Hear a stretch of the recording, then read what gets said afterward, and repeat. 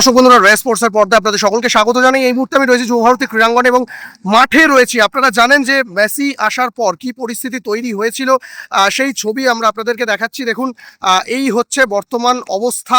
কারণ যেভাবে সমর্থকরা তারা তাদের রোষ উগরে দিয়েছিল, তারপর কিন্তু যুবভারতীতে কার্যত একটা যুদ্ধক্ষেত্রে পরিণত হয়েছে। ঠিক যেন যুদ্ধক্ষেত্রের পরের অবস্থা।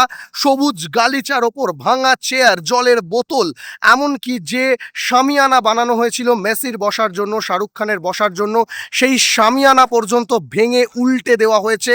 সোফাতে আগুন লাগিয়ে দেওয়া হয়েছে। এমনকি যে স্পিকার বক্স, সেগুলোতে পর্যন্ত ভাঙচুর করা হয়েছে। এবং যে ছবিটা দেখা যাচ্ছে সেটা কিন্তু যুবভারতী ক্রীড়াঙ্গনের পরিচিত ছবি নয়। আমরা সাধারণত এইখানে এই সবুজ গালিচায় বল গড়াতে দেখতে পাই, আর সেই সবুজ গালিচা আজকে ভাঙা চেয়ার, জলের বোতল, টুকরো ফ্লেক্স, এমনকি যে হোর্ডিং, যে স্পন্সর ছিল, সেই সমস্ত ভাঙা হোর্ডিং, ভাঙা স্পন্সরে ভরে গেছে। এবং একদম বলা যেতে পারে যে একেবারে একটা যুদ্ধক্ষেত্রের পরের যে অবস্থা, পরের যে ছবি, ঠিক সেই ছবি যেন যুবভারতী ক্রীড়াঙ্গনে আমরা দেখতে পাচ্ছি।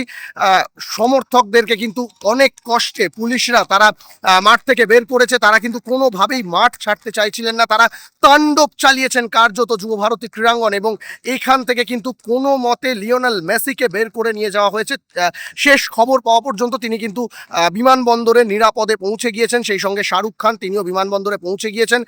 এখনো প্রচুর পরিমাণে পুলিশ জমায়েত রয়েছে যুবভারতী ক্রীড়াঙ্গনে, কিন্তু যে পরিমাণ সমর্থক, উত্তেজিত সমর্থক মাঠে নেমে পড়েছিল, তাদেরকে সামলানো কোনোভাবেই সম্ভব ছিল না এই পুলিশ বাহিনীর পক্ষে। এবং শেষ পর্যন্ত কিন্তু কোনো মতে তাদেরকে অনুরোধ করে এমনকি তাদের ওপর লাঠিচার্জ পর্যন্ত করা হয়েছে, যেটা শোনা যাচ্ছে বেশ কিছু সমর্থক আহত হয়েছে। তবে এই মুহূর্তের পরিস্থিতি, যুবভারতী ক্রীড়াঙ্গনের যে ছবি দেখা যাচ্ছে, সেটা কিন্তু একেবারেই প্রীতিকর নয়। একেবারে বলা যেতে পারে আজকে মেসির আগমনের পর যুবভারতী ক্রীড়াঙ্গনে অপ্রীতিকর পরিস্থিতি। যুবভারতী ক্রীড়াঙ্গন থেকে সৌরভ মুখার্জি, রেস স্পোর্টস।